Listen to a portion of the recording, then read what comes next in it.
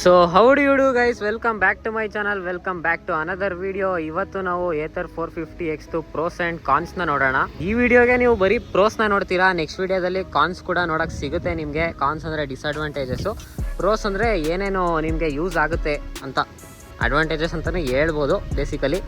And ನಾವು first ಇವಾಗ ಬಾಡಿಯಿಂದನೇ start ಮಾಡೋಣ. ಇದ್ರ ಬಾಡಿ ನೋಡಿ ಎಷ್ಟು ಸ್ಲಿಮ್ ಆಗಿದೆ. ಇದರಿಂದ ನಮಗೆ ಒಂದು ಸ್ಪೋರ್ಟ್ಸ್ ಕ್ಯಾರೆಕ್ಟರ್ ನೋಡಕ್ ಸಿಗುತ್ತೆ, ಸ್ಲಿಮ್ ಆಗಿ ಸ್ಲೀಕ್ ಆಗಿ ಕಾಣುತ್ತೆ. ನಿಮಗೆ ಕಾರ್ನರಿಂಗ್ ಅಲ್ಲೆಲ್ಲ ತುಂಬಾ ಹೆಲ್ಪ್ ಆಗುತ್ತೆ ಇದು. ಆಮೇಲೆ ವೆಯ್ಟ್ ಕೂಡ ತುಂಬಾ ಕಡಿಮೆ ಇದೆ ಇದ್ರದ್ದು, ಅದನ್ನು ಮಾತಾಡ್ತೀನಿ ಅದ್ರ ಬಗ್ಗೆ. ಆ್ಯಂಡ್ ನಾವು ಸೈಡಲ್ಲಿ ಫ್ಲೋಟಿಂಗ್ ಪ್ಯಾನಲ್ನ ಏನು ನೋಡ್ತಿದ್ದೀವಿ, ಇದನ್ನ ಫ್ಲೋಟಿಂಗ್ ಪ್ಯಾನಲ್ ಅಂತ ಕರೀತಾರೆ. ಇದು ರೈಟ್ ಸೈಡ್ ಫ್ಲೋಟಿಂಗ್ ಪ್ಯಾನಲ್, ಆ ಕಡೆ ಬರೋದು left side floating panel. So ಈ ಫ್ಲೋಟಿಂಗ್ ಪ್ಯಾನಲ್ ಇರೋದ್ರಿಂದ ಗಾಡಿ ಬಿದ್ದಾಗ ಫಸ್ಟ್ ಏಟ್ ಬೀಳೋದು ಫ್ಲೋಟಿಂಗ್ ಪ್ಯಾನಲ್ಗೆ. ಅಕಸ್ಮಾತ್ ನೀವೇನಾದ್ರು ಚೇಂಜ್ ಮಾಡಿಸ್ಬೇಕಂದ್ರೆ ಈ ಫ್ಲೋಟಿಂಗ್ ಪ್ಯಾನಲ್ ಮಾತ್ರ ಚೇಂಜ್ ಮಾಡಿಸ್ಕೊಬೋದು. ಇಲ್ಲಾಂದರೆ ನೀವು ಇದಿರಲಿಲ್ಲ ಅಂದಿದ್ರೆ ಬಿದ್ದಾಗ ಇದು ಫುಲ್ಲು ಇಲ್ಲಿಂದ ಇಲ್ಲಿವರೆಗೂ ಒಂದೇ ಪೀಸು ಗುರು, ಅಲ್ಲಿಂದ ಫುಲ್ ಇಲ್ಲಿವರೆಗೂ ಅಷ್ಟು ಫುಲ್ ಚೇಂಜ್ ಮಾಡಬೇಕಾಗಿತ್ತು. ಸೊ ಕಾಸ್ಟ್ ತುಂಬ ಜಾಸ್ತಿ ಬೀಳ್ತಿತ್ತು. ಆ ಫ್ಲೋಟಿಂಗ್ ಪ್ಯಾನಲ್ ಇರೋದ್ರಿಂದ ನಮಗೆ ಸ್ವಲ್ಪ ಕಾಸ್ಟ್ ಕಡಿಮೆ ಆಗುತ್ತೆ. ಆ್ಯಂಡ್ ಇದು ತುಂಬ ಗಟ್ಟಿ ಕೂಡ ಇದೆ ಫ್ಲೋಟಿಂಗ್ ಪ್ಯಾನಲ್ಲು, ಬಿದ್ದ ತಕ್ಷಣವೇ ಏನು ಒಡೆದೋಗಲ್ಲ ಇದು, ಅದರಿಂದ ಸ್ವಲ್ಪ ಯೂಸ್ ಆಗುತ್ತೆ ಇದು. ನೆಕ್ಸ್ಟ್ ಪ್ರೋಸ್ನ ನೋಡೋದಾದರೆ ನಾವು ಇದರಲ್ಲಿ ಏತರ್ ಸ್ಟ್ಯಾಕ್ 7 ಬರುತ್ತೆ ಕರೆಂಟ್ಲಿ, ಆಗಸ್ಟ್ 2026 ಹೇಳ್ತಾ ಇದ್ದೀನಿ. ಸೊ ಏತರ್ ಸ್ಟ್ಯಾಕ್ 7 ನಿಮಗೆ ಇಷ್ಟು ಫೀಚರ್ಸ್ ಇವಾಗ ಸದ್ಯಕ್ಕೆ ನೋಡೋಕೆ ಸಿಗುತ್ತೆ ನಿಮಗೆ. ಇನ್ಫೈನೈಟ್ ಕ್ರೂಸು, ಆಟೋ ಇಂಡಿಕೇಟರು, ಇಂಥವೆಲ್ಲ. ಇನ್ಫೈನೈಟ್ ಕ್ರೂಸ್ ಅಂದರೆ ಎಕ್ಸ್ಪ್ಲೇನ್ ಮಾಡ್ತೀನಿ ನಾನು ಹೋಗ್ಬೇಕಾದ್ರೆ ಅದನ್ನು. ಗೈಡ್ ಮೀ ಹೋಮ್ ಲ್ಯಾಂಪ್ ಅಂತಿದೆಯಲ್ಲ, ಇದು ತುಂಬ ಯೂಸ್ಫುಲ್ ಫೀಚರು ನಿಮಗೆ, ರಾತ್ರಿ ಹೊತ್ತು ಯೂಸ್ ಆಗುತ್ತೆ ಇದು. ಸ್ಕೂಟರ್ ಕೀನ ಟರ್ನ್ ಆಫ್ ಮಾಡಿದ್ರು ಕೂಡ ನಿಮ್ಮದು ಹೆಡ್ಲೈಟ್ ಏನಿದೆ ಅದು 10 ಸೆಕೆಂಡ್ಸ್ವರೆಗೂ ಆನ್ ಇರುತ್ತೆ, ನೀವು ಮನೆಗೆ ಹೋಗೋ ತನಕ ಹೆಲ್ಪ್ ಆಗಲಿ ಅಂತ. ಸೊ ಅದೊಂದು ಯೂಸ್ಫುಲ್ ಫೀಚರು. ಆ್ಯಂಡ್ ಇದರಲ್ಲಿ ಫಾಲ್ ಸೇಫ್ ಬರುತ್ತೆ ಗುರು. ಫಾಲ್ ಸೇಫ್ ಅಂದರೆ ನೀವು ಗಾಡಿನ ಅಕಸ್ಮಾತ್ ಬೀಳ್ಸ್ಬಿಟ್ರೆ, ಮಿಸ್ಸಾಗಿ ಬೀಳ್ಸ್ಬೇಕಾದ್ರೆ ಥ್ರಾಟಲ್ನ ಕೊಟ್ಟರೆ ಅದರಿಂದ ಇನ್ನೊಂದು ಆಕ್ಸಿಡೆಂಟ್ ಆಗೋ ಚಾನ್ಸಸ್ ಇರುತ್ತೆ ಗಾಡಿ ಮುಂದೆ ಹೋಗಿ. ಸೊ ಇದು ಬಿದ್ದಾಗ ಡಿಟೆಕ್ಟ್ ಮಾಡ್ಕೊಳ್ಳುತ್ತೆ, ಫಾಲ್ ಸೇಫ್ ಆನ್ ಆಗಿದ್ರೆ ಡಿಟೆಕ್ಟ್ ಮಾಡಿಕೊಂಡು ಥ್ರಾಟಲ್ನ ಕಟ್ ಆಫ್ ಮಾಡಿಬಿಡುತ್ತೆ, ಮೋಟರ್ ಕಟ್ ಆಫ್ ಮಾಡುತ್ತೆ ಬೇಸಿಕಲಿ. ಮೋಟರ್ ಕಟ್ ಆಫ್ ಮಾಡಿದ್ರೆ ನಿಮಗೆ ಇದೇನು ವರ್ಕೇ ಆಗಲ್ಲ. ನೀವು ಎಷ್ಟಾದ್ರು ತಿರುಗಿಸ್ಕೊಂಡ್ರೂ ಗಾಡಿ ಆನ್ ಇರುತ್ತೆ, ಸ್ಟಾರ್ಟಲ್ಲೇ ಇರುತ್ತೆ ಗಾಡಿ, ಬಟ್ ನೀವು ಎಷ್ಟು ಥ್ರಾಟಲ್ ತಿರುಗಿಸಿದ್ರು ಅದು ವರ್ಕ್ ಆಗಲ್ಲ, ಥ್ರಾಟಲ್ನ ಕಟ್ ಆಫ್ ಮಾಡುತ್ತೆ. ಮೋಟರ್ ಯಾವುದೇ ಥರ ಪವರ್ನ ಕೊಡಲ್ಲ ಇದು. ಆ್ಯಂಡ್ ಕ್ರಿಕೆಟ್ ಸ್ಕೋರ್ಸ್ ಅಂತ ಕೂಡ ಇದೆ ನೋಡಿ, ನೀವು ಲೈವ್ ಸ್ಕೋರ್ನ ನೋಡ್ಬೋದು. ಥರ ಡ್ಯಾಶ್ ಬೋರ್ಡಲ್ಲಿ ತೋರಿಸುತ್ತೆ ಲೈವ್ ಸ್ಕೋರು ನೋಡಿ. ಇಲ್ಲಿ ಕ್ರಿಕೆಟ್ ಸಿಂಬಲ್ ಇದೆಯಲ್ಲ, ಅದನ್ನು ಪ್ರೆಸ್ ಮಾಡಿದ್ರೆ ಯಾವ್ಯಾವ ಮ್ಯಾಚ್ ಇದೆ ಮತ್ತು ಸ್ಕೋರ್ಸ್ ಎಷ್ಟು ಅದೆಲ್ಲ ತೋರಿಸುತ್ತೆ. ಆ್ಯಂಡ್ ಇದರಲ್ಲಿ ಆಟೋ ಇಲ್ಲೋಲ್ಡ್ ಫಂಕ್ಷನ್ ಬರುತ್ತೆ. ಆಟೋ ಇಲ್ಲೋಲ್ಡ್ ಫಂಕ್ಷನ್ ಇದು ಬೇರೆ ಗಾಡಿ ಥರ ಅಲ್ಲ, ಇದು ಆಟೋಮೆಟಿಕ್ಕಾಗಿ ಆಟೋ ಇಲ್ಲೋಲ್ಡ್ ಆನು ಕೂಡ ಆಗುತ್ತೆ. ತೋರಿಸ್ತೀನಿ ನಿಮಗೆ ನೋಡಿ. ನಾನು ಯಾವುದೇ ಥರ ಬ್ರೇಕ್ ಹಿಡಿಲಿಲ್ಲ, ಅದಾಗದೇ ಬಂದು ನಿಂತ್ಕೊಂತು. ನಿಮ್ಗೆ ಇನ್ನೊಂದ್ಸತಿ ಡೆಮಾನ್ಸ್ಟ್ರೇಟ್ ಮಾಡಿ ತೋರಿಸ್ತೀನಿ ನಾನು ನೋಡಿ. ಇಲ್ಲಿ ಮುಂದೆ ಹಂಪ್ಸಿದೆ, ನಾನು ಯಾವುದೇ ಥರ ಬ್ರೇಕ್ನ ಯೂಸ್ ಮಾಡಲ್ಲ, ನಾನು ಕೈನ ನೋಟಿಸ್ ಮಾಡಿ ಲೆಫ್ಟ್ ಬ್ರೇಕ್ ಯೂಸ್ ಮಾಡ್ತಿಲ್ಲ. ರೈಟು ಥ್ರಾಟಲು ನೋಡಿ, ಥ್ರಾಟಲು ಬಿಟ್ಬಿಟ್ಟಿದ್ದೀನಿ, ಯಾವುದೇ ಥರ ಬ್ರೇಕ್ನ ಯೂಸ್ ಮಾಡಿಲ್ಲ. ಅದಾಗದೇ ಆಟೋ ಹೋಲ್ಡ್ ಅಂತ ಬಂದಿದೆ ಇಲ್ಲಿ ನೋಡಿ. ನಾನು ಎಷ್ಟೇ ಗಾಡಿನ ಹಿಂದಕ್ಕೆ ಪುಲ್ ಮಾಡಿದ್ರೂ ಕೂಡ ಇದು ಹೋಗ್ತಾಯಿಲ್ಲ. ಇದು ಆನ್ ಆಗೋದು ಆಟೋಮೆಟಿಕ್ಕಾಗಿ, ಆಫ್ ಆಗೋದು ಕೂಡ ನೀವು ಥ್ರಾಟಲ್ನ ಮುಂದೆ ಪುಷ್ ಮಾಡಿದ್ರೆ ಆಫ್ ಆಗುತ್ತೆ, ಆ್ಯಂಡ್ ಬ್ರೇಕ್ನ ಯಾವ್ದಾದ್ರು ಹೋಲ್ಡ್ ಮಾಡಿದ್ರೆ ಆಫ್ ಆಗುತ್ತೆ. ಸೊ ಈ ಥರ ಆಟೋ ಇಲ್ಲೋಲ್ಡ್ ಫೀಚರ್ ಇದೊಂದು ತುಂಬ ಇಂಟ್ರೆಸ್ಟಿಂಗ್ ಫೀಚರ್, ನನಗೆ ತುಂಬ ಇಷ್ಟ ಆಯಿತು ಏತರಲ್ಲಿ. ನನ್ನ ಹತ್ರ ಫಸ್ಟು ಓಲಾ ಇತ್ತು. ಓಲಾದಲ್ಲಿ ಹೆಂಗೆ ಅಂದರೆ ನೀವೇ ಮ್ಯಾನ್ಯಲಾಗಿ ಆನ್ ಮಾಡಬೇಕು, 2 ಬ್ರೇಕ್ನ ಅಥವಾ 1 ಬ್ರೇಕ್ ಏನೋ ಕರೆಕ್ಟಾಗಿ ನೆನಪಿಲ್ಲ ನನಗೆ. ಒಟ್ಟು ಬ್ರೇಕ್ನ ನೀವು ಸ್ಕ್ವೀಸ್ ಮಾಡಿದಾಗ ಆನ್ ಆಗುತ್ತೆ, ಆ್ಯಕ್ಟಿವೇಟ್ ಆಗುತ್ತೆ ಆಟೋ ಇಲ್ಲೋಲ್ಡು. ಬಟ್ ಇದು ಆ ಥರ ಇಲ್ಲ, ಆಟೋ ಅಂತ ಹೆಸರಿರೋದಕ್ಕೆ ಅದು ಆಟೋಮೆಟಿಕ್ಕಾಗಿ ಆನ್ ಆಗುತ್ತೆ. ಆ ಥರ ಕೊಟ್ಟಿದ್ದಾನೆ ಏತರಲ್ಲಿ, ತುಂಬ ಇಂಟ್ರೆಸ್ಟಿಂಗ್ ಅನಿಸ್ತು ನನಗೆ ಅದು. ಆ್ಯಂಡ್ ಇದು ಇನ್ಫೈನೈಟ್ ಆಟೋ ಹೋಲ್ಡುಗರು. ನಂದು ಓಲಾದಲ್ಲಿ ಸ್ವಲ್ಪ ಸ್ಪೆಸಿಫಿಕ್ ಟೈಮ್ ತನಕ ಅಷ್ಟೇ ಆಟೋ ಇಲ್ಲೋಲ್ಡದು ಆನ್ ಆಗಿರ್ತಿತ್ತು, ಅದಾದಮೇಲೆ ಡಿಆಕ್ಟಿವೇಟ್ ಆಗಿಬಿಡೋದು ಅದು ನೋಟಿಫೈ ಮಾಡಿಬಿಟ್ಟು. ಬಟ್ ಇದರಲ್ಲಿ ಇನ್ಫಿನಿಟಿ ಅದು, ಅದಾಗದೇ ಆಫೇ ಆಗಲ್ಲ. ಇದು ಎಷ್ಟೋ ತನಕ ಬೇಕಾದ್ರೂ ಆಟೋ ಹೋಲ್ಡಲ್ಲೇ ನಿಂತಿರುತ್ತೆ ಗಾಡಿ. ತುಂಬಾ ಯೂಸ್ಫುಲ್ ಫೀಚರ್ ಆ್ಯಕ್ಚುಲಿ ಇದು. ಅದಾದಮೇಲೆ ಇನ್ಫೈನೈಟ್ ಕ್ರೂಸ್ ಕಂಟ್ರೋಲ್ ಅಂತಲೂ ಕೂಡ ಇದೆ. ಕ್ರೂಸು ನಿಮಗೆ ಸ್ಮಾರ್ಟ್ ಇಕೋ ಮೋಡಲ್ಲಿ ವರ್ಕ್ ಆಗೋಲ್ಲ. ನೀವು ಕ್ರೂಸ್ ಯೂಸ್ ಮಾಡಬೇಕಂದ್ರೆ ರೈಡ್ಗೆ ಹಾಕೊಬೇಕು, ಬೇಸಿಕ್ ಮೋಡ್ ಇದು ರೈಡು. ಇವಾಗ ನಾನು 31ಗೆ ಸೆಟ್ ಮಾಡಿ ಕ್ರೂಸ್ನ ಬಿಟ್ಟಿದ್ದೀನಿ, 31ಗೆ ಸೆಟ್ ಆಗಿದೆ ಇದು. ಆ್ಯಂಡ್ ಇದು 31ನಲ್ಲೇ ಹೋಗ್ತಾ ಇರುತ್ತೆ. ಇದು ಬೇಸಿಕ್ ಫಂಕ್ಷನಾಲಿಟಿ ಕ್ರೂಸ್ ಕಂಟ್ರೋಲ್ದು, ನೀವೆಲ್ಲ ಗಾಡಿ ಅಥವಾ ಕಾರಲ್ಲಿ ನೋಡಿರ್ತೀರ. ಬಟ್ ಇನ್ಫೈನಿಟಿ ಕ್ರೂಸ್ ಅಂದರೆ ಏನು ಅಂತಂದರೆ, ನಾನು 31ಇಂದ ಇವಾಗ 35ಗೆ ತೊಗೊಂಡೋದೆ. ನೆಕ್ಸ್ಟ್ 35ಯಲ್ಲೇ ಕ್ರೂಸ್ ಆಗುತ್ತಿದ್ದು, 35ಯಲ್ಲೇ ಕ್ರೂಸ್ ಮಾಡ್ಕೊಂಡು ಹೋಗ್ತಾ ಇರುತ್ತೆ, ಇದರಲ್ಲೇ ಕ್ರೂಸ್ ಆ್ಯಕ್ಟಿವೇಟ್ ಆಗುತ್ತೆ. ಅಕಸ್ಮಾತ್ ನಾನು ಡಿಕ್ರೀಸ್ ಮಾಡಿದೆ ಸ್ಪೀಡ್ನ, 27ಗೆ ತಂದೆ, 27ನಲ್ಲೇ ಹೋಗ್ತಾ ಇರುತ್ತೆ ಇದು ನೋಡಿ. ಹಂಪ್ಸ್ ಇದೆ ಮುಂದೆ, ನಾನು ಯಾವುದೇ ಥರ ಸ್ಲೋ ಮಾಡಲ್ಲ ನೋಡಿ. ಸ್ಪೀಡ್ ಕಮ್ಮಿ ಆಯಿತು, ಜಾಸ್ತಿ ಆಯಿತು, ತಿರ್ಗಾ 27ಗೆ ಬಂತು, 26, 28 ಆಗಿ ಮತ್ತೆ 27ಗೆ ಬಂದು ಕ್ರೂಸ್ ಆನ್ ಆಗಿದೆ. ಸೊ ಇದು ಇನ್ಫೈನೈಟ್ ಕ್ರೂಸು. ಇದು ಅದಾಗದೇ ಆಫ್ ಆಗಲ್ಲ ಕ್ರೂಸು, ಆಫ್ ಮಾಡಬೇಕಾದ್ರೆ ನೀವು ಮ್ಯಾನ್ಯಲ್ ಆಗಿ ಇಲ್ಲಿ ಬಟನ್ ಪ್ರೆಸ್ ಮಾಡಿ ಆಫ್ ಮಾಡಬೇಕು. ಒಂದು ಸತಿ ಕ್ರೂಸ್ ಆನ್ ಆಯ್ತಂದರೆ ನೀವು ಯಾವ ಸ್ಪೀಡಲ್ಲಿ ಇರ್ತೀರಾ ಅದೇ ಸ್ಪೀಡಿಂದ ಕ್ರೂಸ್ ತೊಗೊತಾ ಇರುತ್ತಿದ್ದು. ನೋಡಿ 35 ಬಂದೆ, 35 ಕ್ರೂಸ್ ಆಗ್ತಾಯಿದೆ. ಇವಾಗ ಡೌನ್ ಇದೆ ನೋಡಿ, ಆದರೂ ಇದು ಸ್ಪೀಡ್ ಜಾಸ್ತಿ ಆಗ್ತಾಯಿಲ್ಲ. ಸೊ ತುಂಬ ಇಂಟ್ರೆಸ್ಟಿಂಗ್ ಫೀಚರ್ ಗುರು ಇದರಲ್ಲೂ ಕೂಡ. ನೋಡಿ ಡೌನಲ್ಲಿ ಹೋಗ್ತಾಯಿದೆ, ರೀಜನ್ರೇಷನ್ ತೊಗೊತಾ ಇದೆ. ಇಲ್ಲಿ ನೀವು ಡಿಸ್ಪ್ಲೇ ನೋಡ್ತಾ ಇದ್ರೆ ಯಾವಾಗ ಪವರ್ ಬೇಕು ಅವಾಗ ಪವರು ತೊಗೊತಾ ಇದೆ ಬ್ಯಾಟ್ರಿಯಿಂದ. ಬಟ್ ಯಾವಾಗ ಪವರ್ ಬೇಡ ಆವಾಗ ರೀಜನ್ರೇಷನ್ ಕೊಟ್ಟು ಬ್ಯಾಟ್ರಿ ಚಾರ್ಜ್ ಮಾಡ್ತಾಯಿದೆ ಮತ್ತೆ. ನೋಡಿ ಇದು ಇನ್ಫಿನಿಟಿ ಕ್ರೂಸ್ ಕಂಟ್ರೋಲ್ದು ಫೀಚರು. ನನಗಂತೂ ತುಂಬಾ ಇಂಟ್ರೆಸ್ಟಿಂಗ್ ಅಂತ ಅನಿಸ್ತು. ನೀವು ಯಾವಾಗ ಸ್ಮಾರ್ಟಿಗೆ ಹೋಗಿ ಸ್ವಿಚ್ ಆಗ್ತೀರಾ ಕ್ರೂಸ್ ಆಟೋಮೆಟಿಕ್ಕಾಗಿ ಆಫ್ ಆಗಿಬಿಡುತ್ತೆ. ನೆಕ್ಸ್ಟ್ ಬಂದು ಮ್ಯಾಜಿಕ್ ಟ್ವಿಸ್ಟ್ ಅಂತ ಅವ್ರು ಕರೀತಾರೆ. ಬಟ್ ಬೇಸಿಕ್ಕಾಗಿ ಹೇಳೋದಾದರೆ ರೀಜನ್ರೇಷನ್ ಅಂತ ಹೇಳ್ಬೋದು ಇದನ್ನು. ನೀವು ಥ್ರಾಟಲ್ನ ಏನು ತಿರುಗಿಸಿದಾಗ ಮುಂದೆ ಹೋಗುತ್ತೆ ಗಾಡಿ, ಅದನ್ನೇ ಉಲ್ಟಾ ತಿರುಗಿಸಿದಾಗ ಗಾಡಿ ಬ್ರೇಕ್ ಕೂಡ ಇಟ್ಕೊಳ್ಳುತ್ತೆ. ನೋಡಿ ನಿಂತೇ ಹೋಯ್ತು ಇಷ್ಟು ಸ್ಪೀಡಿಂದ.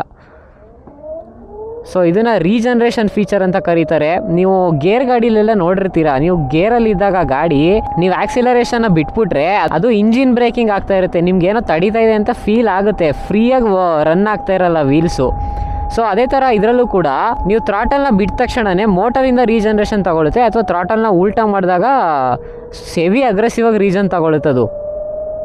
ಅದರಿಂದ ನಿಮಗೆ ಬ್ರೇಕ್ ಸಪ್ಲೈ ಮಾಡೋ ಯಾವುದೇ ಅವಶ್ಯಕತೆ ಇರಲ್ಲ. ನೋಡಿ ನಾನು ಯಾವ ಬ್ರೇಕ್ನ ಯೂಸ್ ಮಾಡ್ತಿಲ್ಲ, 20 ಇದನ್ನು ಉಲ್ಟಾ ತಿರುಗಿಸಿದ ತಕ್ಷಣ ನೋಡಿ ನಿಂತ್ಕೊಂಡೇ ಬಿಡ್ತು ಗಾಡಿ ಆಗಲೇ. ಸಖತ್ತು ಯೂಸ್ಫುಲ್ ಫೀಚರ್ ಗುರು ಇದು. ನಾವು ಈ ಮೋಟರಿಂದ ರೀಜನ್ರೇಷನ್ ಮಾಡ್ಕೊಂಡಾಗ ಬ್ರೇಕ್ ಸಪ್ಲೈ ಮಾಡೋ ಯಾವುದೇ ಯೂಸ್ ಅಷ್ಟೊಂದು ನೆಸೆಸಿಟಿ ಬರಲ್ಲ. ನೀವು ಅಂದರೆ ಜಾಸ್ತಿ ಎಫೆಕ್ಟಿವ್ ಅಂತ ಏನಿಲ್ಲ. ನೀವು ಒಂದು ಸ್ವಲ್ಪ ಡಿಸ್ಟೆನ್ಸು, ಚಿಕ್ಕ ಪುಟ್ಟ ಡಿಸ್ಟೆನ್ಸಲ್ಲಿ ಇದನ್ನು ಯೂಸ್ ಮಾಡ್ಕೊಂಡ್ರೆ ಏನಾಗಲ್ಲ. ಬಟ್ ನೀವು ಹೆವಿ ಸ್ಪೀಡಲ್ಲಿದ್ದೀರಾ, ಇವಾಗ ಸಡನ್ನಾಗಿ ಇಳಿಸಲೇಬೇಕು ಅಂದರೆ ಬ್ರೇಕ್ ಹಿಡಿಲೇಬೇಕು. ಬಟ್ ಕಡಿಮೆ ಇದ್ದಾಗ ಸ್ಪೀಡು ಏನಿಲ್ಲ, ಮ್ಯಾನೇಜಬಲ್. ನೋಡಿ ಲಮ್ಸ್ ಬಂತು, ನಾನೇನು ಬ್ರೇಕೇ ಹಿಡಿಲಿಲ್ಲ, ಥ್ರಾಟಲಿಂದನೇ ಕಂಟ್ರೋಲ್ ಮಾಡ್ಕೊಬೋದು. ಆ್ಯಂಡ್ ಇದು ಯೂಸ್ ಮಾಡೋದ್ರಿಂದ ನಿಮಗೆ ಇವಾಗ ನಂದು ಇದು ಡಿಸ್ಕ್ ಬ್ರೇಕ್ ಇದೆ, 450X ಡಿಸ್ಕ್ ಬ್ರೇಕ್ ಇದೆ. ಆ್ಯಂಡ್ ಇದಕ್ಕೆ ಬ್ರೇಕ್ ಶೂ ವೇರೌಟ್ ಆಗ್ತಾ ಇರುತ್ತೆ, ಬ್ರೇಕ್ ಪ್ಯಾಡ್ಸು. ಅದು ವೇರೌಟ್ ಆದಾಗೆಲ್ಲ ಹಾಕ್ಸ್ತಾ ಇರಬೇಕು ನೀವು ರೀಜನ್ರೇಷನ್ ಯೂಸ್ ಮಾಡೋದ್ರಿಂದ ಬ್ರೇಕ್ ಪ್ಯಾಡ್ದು ಲೈಫು ಜಾಸ್ತಿ ಆಗುತ್ತೆ ನಿಮಗೆ. ಅದು ಬೇಗ ವೇರೌಟ್ ಆಗಲ್ಲ ಬ್ರೇಕ್ ಪ್ಯಾಡ್ಸು. ನೆಕ್ಸ್ಟು ನಮಗೆ ನೀವು ತೊಗೊತಿದ್ದೀರಾ ಅಂದರೆ ನಿಮಗೆ ರೇಂಜ್ ಆ್ಯಂಗ್ಸೈಟಿನೇ ಇರಲ್ಲ. ನಾವು ಇವಾಗ 48 ಕಿಲೋಮೀಟ್ರ್ ತೋರಿಸ್ತಾ ಇದೆ ನೋಡಿ, ಇಲ್ಲಿ ತೋರಿಸಿದೆ ಪಕ್ಕಾ ರೇಂಜ್ ಬರುತ್ತೆ. ನಿಮ್ಗೆ ಅದಕ್ಕಿಂತ ಕಡಿಮೆ ಬಂದರೆ ರೇಂಜ್ ಲಾಸ್ ಆದರೆ ಆ ಥರ ಯಾವುದೇ ತೊಂದರೆನಾ ಅಥವಾ ನಿಮ್ಮ ಮೈಂಡಲ್ಲಿ ನೀವು ಆ ಥರ ಆ್ಯಂಗ್ಸೈಟಿ ಇರಲ್ಲ ನಿಮಗೆ, ಎಲ್ಲಿ ನಿಂತೋಗುತ್ತೋ, ಎಲ್ಲಿ ಚಾರ್ಜ್ ಮಾಡಬೇಕಾಗುತ್ತೋ ಮಧ್ಯದಲ್ಲಿ ಅಂತೆಲ್ಲ. ಇಲ್ಲಿ ಏನು ತೋರಿಸುತ್ತೆ ರೇಂಜು ಅದೇ ರೇಂಜ್ನ ಕೊಡುತ್ತೆ. ನಾನು ಇದನ್ನು ಓನ್ ಮಾಡೋದ್ರಿಂದ ನನ್ನ ಎಕ್ಸ್ಪೀರಿಯನ್ಸಲ್ಲಿ ನಾನು ಹೇಳ್ತಾ ಇದ್ದೀನಿ. ಇದ್ರ ಆ್ಯಪ್ ಮತ್ತು ಬ್ಲೂಟೂತ್ ಕನೆಕ್ಟಿವಿಟಿನೂ ಅಷ್ಟೇ. ಬ್ಲೂಟೂತ್ ಅಂತೂ ಸಖತ್ತು ಆ್ಯಕ್ಯುರೇಟಾಗಿ ವರ್ಕ್ ಆಗುತ್ತೆ ಗುರು. ನನ್ನ ಹತ್ರ ಓಲಾ ಇದ್ದಾಗ ಅದರಲ್ಲೂ ಆ್ಯಪ್ ಕನೆಕ್ಟಿಂಗ್ ಫೀಚರ್ ಇದೆ. ಬಟ್ ಅದು ಆ್ಯಪ್ ಕನೆಕ್ಟಿಂಗ್ ಫೀಚರ್ ಹೆಂಗೆ ಅಂದರೆ ಒಂದೊಂದ್ಸತಿ ಡಿಸ್ಕನೆಕ್ಟ್ ಆಗಿಬಿಡೋದು, ಒಂದೊಂದ್ಸತಿ ಕನೆಕ್ಟ್ ಆಗೋದು. ಅದಕ್ಕೆ ಯಾವ ಥರ ಬೇಕು ಆ ಥರ ವರ್ಕ್ ಆಗ್ತಿತ್ತು, ನಮ್ಗೆ ಯಾವ ಥರ ಬೇಕು ಆ ಥರ ವರ್ಕ್ ಆಗ್ತಿರ್ಲಿಲ್ಲ. ಅದರಲ್ಲಿ ನಾವು ಯಾವಾಗ ಅನ್ಲಾಕ್ ಮಾಡಬೇಕು ಅದರಲ್ಲಿ ಕೀ ಬರ್ತಿರಲಿಲ್ಲ ಅಲ್ವಾ, ಕೀಲೆಸ್ ಇದ್ದಿದ್ದರಿಂದ ಫೋನಲ್ಲಿ ಅನ್ಲಾಕ್ ಮಾಡೋ ಫೀಚರ್ ಇತ್ತು ಅದರಲ್ಲಿ. ಬಟ್ ಅದಕ್ಕೆ ಬ್ಲೂಟೂತ್ ಕನೆಕ್ಟ್ ಆಗಿರಬೇಕು. ನಾವು ಯಾವಾಗ ಓಪನ್ ಮಾಡೋಕೆ ಹೋಗ್ತೀವಿ ಆವಾಗ ಕನೆಕ್ಟ್ ಆಗ್ತಾನೆ ಇರಲಿಲ್ಲ ಅದು. ನೀವು ಫೋನ್ನ ಗಾಡಿ ಹತ್ರ ತೊಗೊಂಡೋದಾಗ ಅದು ಕನೆಕ್ಷನ್ ಪ್ರೊಸೆಸ್ಗೆ ಹೋಗುತ್ತೆ. ಆ್ಯಂಡ್ ಅದು ಒಂದು 3 ಬಿಸ್ನೆಸ್ ಡೇಸಲ್ಲೆಲ್ಲ ಆಗಿಬಿಡುತ್ತೆ ಕನೆಕ್ಷನು. ಸೊ ಅಲ್ಲಿವರೆಗೂ ನೀವು ಅಲ್ಲೇ ನಿಂತಿರಬೇಕಾಗುತ್ತೆ ವೆಯ್ಟ್ ಮಾಡಿಕೊಂಡು. ಅದೇ ಥರಲ್ಲಾದರೆ ಆ ಥರ ಪ್ರಾಬ್ಲಮ್ಸ್ ಬರಲ್ಲ, ಯಾಕೆಂದರೆ ಇದರಲ್ಲಿ ಕೀಲೆಸ್ ಫೀಚರೇ ಇಲ್ಲ. ನಿಮಗೆ ಕೀ ಇಟ್ಟಿರೋದ್ರಿಂದ ನಿಮಗೆ ಬೇಸಿಕ್ ಫಂಕ್ಷನಾಲಿಟಿ ಏನು, ಗಾಡಿ ಯಾವ ಮಾಡಲ್ ಇದೆ, ಎಷ್ಟು ರೇಂಜ್ ಇದೆ ಅದರಲ್ಲಿ, ನೀವು ಯಾವಾಗ ಚಾರ್ಜ್ ಮಾಡ್ಕೊಬೇಕು, ಎಷ್ಟು % ಬ್ಯಾಟ್ರಿ ಇದೆ, ಎಲ್ಲೆಲ್ಲಿ ಓಡಾಡಿತು, ಇದೆಲ್ಲ ನೋಡಬೇಕಂದ್ರೆ ಆರಾಮಾಗಿ ನೀವು ಆ್ಯಪ್ ತೆಗೀರಿ ನೋಡಿ ಅಷ್ಟೇ. ಫೋನ್ ಬ್ಲೂಟೂತ್ ಕನೆಕ್ಟ್ ಆಗಬೇಕು ಅದೆಲ್ಲ ಏನೂ ಸೀನ್ ಇಲ್ಲ ಇದರಲ್ಲಿ. ಅದರಿಂದ ಬ್ಲೂಟೂತ್ ಕನೆಕ್ಷನ್ ತುಂಬ ರಿಲಯಬಲ್ ಆಗಿದೆ. ನಾನು 450Xನ ಡೀಟೇಲ್ಡ್ ರಿವ್ಯೂ ಒಂದು ವೀಡಿಯೋ ಮಾಡಿದ್ದೀನಿ, ಅದರಲ್ಲಿ ಹೇಳಿದ್ದೀನಿ ನಾನು ಏನೇನು ಫೀಚರ್ಸ್ ಇದೆ ಆ್ಯಪಲ್ಲೆಲ್ಲ ಅಂತ. ನೀವು ಅದನ್ನು ನೋಡಿರಲಿಲ್ಲ ಅಂದರೆ ಇಲ್ಲೇ ಮೇಲ್ಗಡೆ ಐ ಬಟನಲ್ಲಿ ಲಿಂಕ್ ಇರುತ್ತೆ, ಅದನ್ನು ಕೂಡ ನೋಡ್ಬೋದು. ಆ್ಯಂಡ್ ಡಿಸ್ಕ್ರಿಪ್ಷನಲ್ಲಿ ಕೂಡ ಲಿಂಕ್ ಇದೆ, ಅದನ್ನು ಕೂಡ ಚೆಕ್ಔಟ್ ಮಾಡ್ಬೋದು ನೀವು. ನನ್ನ ಚಾನಲಲ್ಲಿ 300 ಸಬ್ಸ್ಕ್ರೈಬರ್ಸ್ ಕಂಪ್ಲೀಟ್ ಆಗಿದೆ. ಥ್ಯಾಂಕ್ ಯು ಸೋ ಮಚ್ ನಿಮಗೆಲ್ಲ. ಈ ವರ್ಷದಲ್ಲಿ ನಾನು ಟಾರ್ಗೆಟ್ ಇಟ್ಕೊಂಡಿದ್ದೀನಿ, ಈ ವರ್ಷ ಎಂಡ್ ಆಗಸ್ಟಲ್ಲಿ ನಾನು 500 ಸಬ್ಸ್ಕ್ರೈಬರ್ಸ್ ರೀಚ್ ಆಗಬೇಕಂತ. ಸೊ ನಿಮ್ಗೇನಾದರೂ ನನ್ನ ವೀಡಿಯೋಸ್ ಇಷ್ಟ ಆಗ್ತಿದೆ ಅಂದರೆ ಒಂದು ಲೈಕ್ ಕೊಟ್ಟು ಸಬ್ಸ್ಕ್ರೈಬ್ ಮಾಡ್ಕೊಳ್ಳೋದನ್ನ ಮರಿಬೇಡಿ. ನೆಕ್ಸ್ಟು ಈ ಗಾಡಿದು ಹ್ಯಾಂಡ್ಲಿಂಗು, ಈ ಗಾಡಿ ಎಷ್ಟು ಲೈಟ್ ವೆಯ್ಟ್ ಇದೆ ಅಂದರೆ ಸಖತ್ ನಿಂಬಲ್ ಆಗಿದೆ ಗಾಡಿ.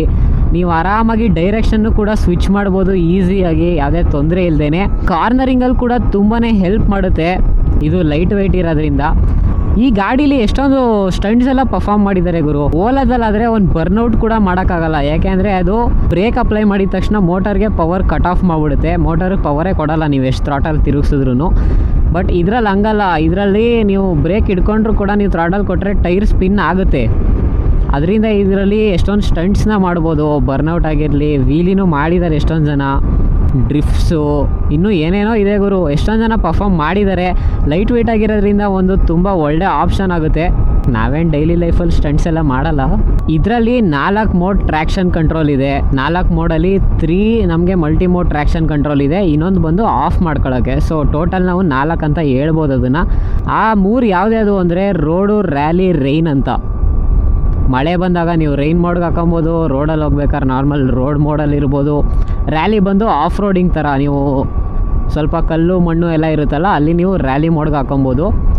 ಈ ಟ್ರ್ಯಾಕ್ಷನ್ ಕಂಟ್ರೋಲ್ ನಿಮಗೆ ಪವರ್ ಡೆಲಿವರಿ ಹೆಂಗೆ ಕೊಡುತ್ತೆ ಅನ್ನೋದು ಅಫೆಕ್ಟ್ ಆಗುತ್ತೆ. ಅಂದರೆ ಆಕ್ಸಿಲರೇಷನಲ್ಲಿ ಅಷ್ಟೊಂದೇನು ಅಫೆಕ್ಟ್ ಆಗಲ್ಲ ನಮಗೆ.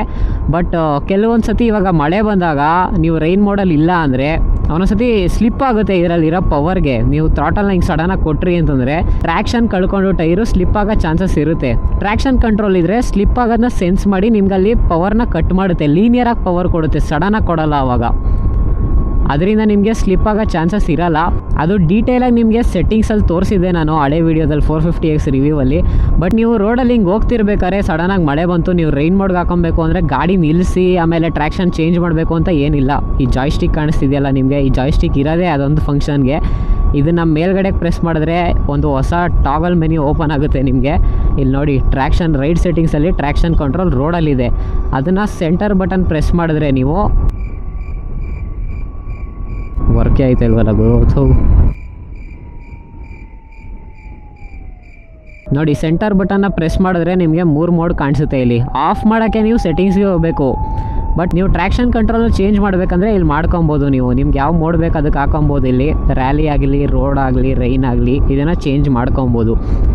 ಆ್ಯಂಡ್ ಈ ನ್ಯಾವಿಗೇಷನಲ್ಲಿ ಇನ್ನೊಂದು ಏನಂದರೆ, ಈ ಜಾಯ್ಸ್ಟಿಕ್ಕಲ್ಲಿ ನ್ಯಾವಿಗೇಷನ್ ಹೇಳ್ತಾ ಇರೋದು ನಾನು. ಈ ಜಾಯ್ಸ್ಟಿಕ್ಕಲ್ಲಿ ನೆಕ್ಸ್ಟು ನಾವು ಮ್ಯಾಪ್ ವ್ಯೂಗೆ ಸ್ವಿಚ್ ಆಗ್ಬೋದು. ಮ್ಯಾಪ್ ವ್ಯೂ ಅಂದರೆ ಇದು ಮ್ಯಾಪ್ ವ್ಯೂ. ಮುಕ್ಕಾಲು ಭಾಗ ಮ್ಯಾಪ್ ಕಾಣುತ್ತೆ, ಇನ್ನು ಕಾಲು ಭಾಗದಲ್ಲಿ ನಿಮಗೆ ಸ್ಪೀಡು, ಫೋನ್ ಕನೆಕ್ಷನ್ನು, ಯಾವ ಮೋಡಲ್ಲಿದೆ, ರೇಂಜ್ ಎಷ್ಟಿದೆ ಅಷ್ಟು ತೋರಿಸುತ್ತೆ ನಿಮಗೆ. ಇದು ನಿಮ್ಗೆ ಇಷ್ಟ ಇಲ್ಲ ಅಂದರೆ ವಾಪಸ್ ರೈಡ್ ಮೋಡ್ಗೂ ಕೂಡ ಹಾಕೋಬೋದು. ರೈಡ್ ವ್ಯೂ ಅಂತ ಇದೆ. ರೈಡ್ ವ್ಯೂಗೆ ಹಾಕೊಂಡ್ರೆ ನಿಮಗೆ ನಾರ್ಮಲ್ ಇಂಟರ್ಫೇಸ್ ಏನಿದೆ ಅದನ್ನು ನೋಡೋಕ್ಕೆ ಸಿಗುತ್ತೆ. ನೆಕ್ಸ್ಟು ಟಾಪು ಬಂದು ಈ ಪ್ಯಾನಲಲ್ಲಿ ಬ್ರೈಟ್ನೆಸ್ಸು. ನೀವು ಬ್ರೈಟ್ನೆಸ್ನು ಕೂಡ ಆನ್ದಾಗ ಕಂಟ್ರೋಲ್ ಮಾಡ್ಕೊಬೋದು. ನೋಡಿ, ನಾನು ಮಾಡ್ತಾಯಿದ್ದೀನಿ ಇವಾಗ. ನೀವು ಬ್ರೈಟ್ನೆಸ್ ಎಷ್ಟು ಬೇಕು ಅಂತಲೂ ಇಟ್ಕೊಬೋದು. ಆಮೇಲೆ ಡಾರ್ಕ್ ಮೋಡ್, ಲೈಟ್ ಮೋಡ್ಗೂ ಕೂಡ ಸ್ವಿಚ್ ಮಾಡ್ಕೊಬೋದು ಇಲ್ಲೇ. ಇಷ್ಟು ಈ ಜಾಯ್ಸ್ಟಿಕ್ನ ಫೀಚರ್ಸು. ಆಮೇಲೆ ಇನ್ನೊಂದು ಲಾಸ್ಟ್ ಅಡ್ವಾಂಟೇಜ್ ನನಗೇನು ಫೀಲ್ ಆಗಿದ್ದು ಅಂದರೆ ಇದ್ರ ಫಾಸ್ಟ್ ಚಾರ್ಜಿಂಗ್ ನೆಟ್ವರ್ಕು. ಅರೌಂಡ್ ನಿಮಗೆ 6000+ ಫಾಸ್ಟ್ ಚಾರ್ಜಿಂಗ್ ನೆಟ್ವರ್ಕ್ ಇದೆ ಗುರು ಹೋಲ್ ಇಂಡಿಯಾದಲ್ಲಿ. 395+ ಸಿಟೀಸಲ್ಲಿ ಇವ್ರದ್ದು ಫಾಸ್ಟ್ ಚಾರ್ಜಿಂಗ್ ಸಪೋರ್ಟ್ ಇದೆ. ಸೊ ನಿಮ್ಗೆ ಎಲ್ಲೇ ಹೋದ್ರೂ ಕೂಡ ಚಾರ್ಜಿಂಗ್ ಖಾಲಿ ಆಗಿಬಿಟ್ರೆ ಏನು ಮಾಡೋದು ಅನ್ನೋ ಕ್ವಶನ್ ನಿಮ್ಗೆ ಇರಲ್ಲ. ನೀವೇನಾದರೂ ರೂರಲ್ ಏರಿಯಾಸಲ್ಲಿದ್ದರೆ ನಿಮಗೆ ಅಷ್ಟೊಂದು ಆಕ್ಸೆಸಿಬಲ್ ಇರಲ್ಲ. ಬಟ್ ನೀವೇನಾದರೂ ಸಿಟಿಲಿದ್ದೀರಾ, ಸಿಟಿ ಟು ಸಿಟಿ ಟ್ರಾವೆಲ್ ಮಾಡ್ತಿದ್ದೀರಾ ಅಂದರೆ ನೀವು ಯಾವುದೇ ಥರ ತಲೆ ಕೆಡಿಸ್ಕೊಳ್ಳೋ ಆ್ಯಂಗ್ಸೈಟಿ ನಿಮ್ಗೆ ಇರಲ್ಲ, ತಲೆ ಕೆಡಿಸ್ಕೊಳ್ಳೋ ಅವಶ್ಯಕತೆ ಇರಲ್ಲ ನಿಮಗೆ. ಆ್ಯಂಡ್ ಇವಾಗ ರೀಸೆಂಟಾಗಿ ಏತರ್ ಗ್ರಿಡ್ಡಲ್ಲಿ 6 kW ಔಟ್ಪುಟ್ ಕೂಡ ಬಿಟ್ಟಿದ್ದಾರೆ. ಇಷ್ಟು ದಿನ ಇದ್ದಿದ್ದು 3 kW ಫಾಸ್ಟ್ ಚಾರ್ಜಿಂಗ್ ಸ್ಪೀಡ್ ಇದ್ದಿದ್ದು. ಇವಾಗ 6 kW ಕೂಡ ಬಿಟ್ಟಿದ್ದಾರೆ. ಬೆಂಗಳೂರಲ್ಲೆಲ್ಲ ಇದೆ. ಅದು ನಿಮಗೆ ಮ್ಯಾಪಲ್ಲಿ ಬ್ಲೂ ಕಲರಲ್ಲಿ ತೋರಿಸುತ್ತೆ. ನಾರ್ಮಲ್ಲು 3 kW ಆದರೆ ಗ್ರೀನ್ ಕಲರಲ್ಲಿ ತೋರಿಸುತ್ತೆ ಚಾರ್ಜರ್ಸಲ್ಲಿ. ನಾವು ಚಾರ್ಜರ್ನು ಕೂಡ ಫೈಂಡ್ ಮಾಡ್ಬೋದು ಬೈ ದ ವೇ ಏತರ್ ಆ್ಯಪಲ್ಲಿ. ಆಮೇಲೆ ಆ ಚಾರ್ಜರು ಖಾಲಿ ಇದೆಯಾ ಅಥವಾ ಯಾರು ಬೇರೆ ಯೂಸ್ ಮಾಡ್ತಿದ್ದೀರಾ ಅಂತಲೂ ಗೊತ್ತಾಗುತ್ತೆ ಏತರ್ ಆ್ಯಪಲ್ಲಿ. ಅಲ್ಲಿ ಗ್ರೀನ್ ಕಲರ್ ಇದ್ದರೆ ಅದು 3 kW ಔಟ್ಪುಟ್ಟು, ಬ್ಲೂ ಕಲರ್ ಇದ್ದರೆ 6 kW ಔಟ್ಪುಟ್ಟು. ಬ್ಲೂ ಕಲರಲ್ಲಿ ಸ್ವಲ್ಪ ಇನ್ನೂ ಬೇಗ ಸ್ಪೀಡಾಗಿ ಚಾರ್ಜ್ ಆಗುತ್ತೆ. ಸೊ ಇಷ್ಟಾಗಿತ್ತು ಏತರ್ 450X ಪ್ರೋಸು. ನೆಕ್ಸ್ಟ್ ನೀವು ಕಾನ್ಸ್ ನೋಡಬೇಕಂದ್ರೆ ನೆಕ್ಸ್ಟ್ ಇದೇ ಸಂಡೇ ವಿಡಿಯೋ ಡ್ರಾಪ್ ಆಗುತ್ತೆ. ಅದನ್ನು ಕೂಡ ಕಾನ್ಸ್ಗಳನ್ನ ನೋಡೋದು ಮರಿಬೇಡಿ. ಯಾಕೆಂದರೆ ಈ ಏತರ್ ಗಾಡೀಲಿ ಏನೇನು ತೊಂದರೆಗಳಿದೆ ಅಂತ ನಾನು ಹೇಳಿದ್ದೀನಿ ಅದರಲ್ಲಿ. ಇದೇ ಭಾನುವಾರ ವಿಡಿಯೋ ಕೂಡ ಡ್ರಾಪ್ ಆಗ್ತಿದೆ. ನೀವು ಸಬ್ಸ್ಕ್ರೈಬ್ ಮಾಡಿಕೊಂಡು ಬೆಲ್ ಐಕನ್ನ ಕ್ಲಿಕ್ ಮಾಡೋದು ಮರಿಬೇಡಿ. ನಾನು ಹಾಕಿದ ತಕ್ಷಣ ನಿಮಗೆ ನೋಟಿಫೈ ಆಗುತ್ತೆ ವಿಡಿಯೋ ಬಂದಿದೆ ಅಂತ. ಈ ವಿಡಿಯೋಗೆ ಇಷ್ಟೇ. ಇದನ್ನು ಮುಗಿಸೋಣ ಬನ್ನಿ. ಆ್ಯಂಡ್ ನೆಕ್ಸ್ಟ್ ವಿಡಿಯೋ ನೋಡೋದನ್ನ ಮರಿಬೇಡಿ.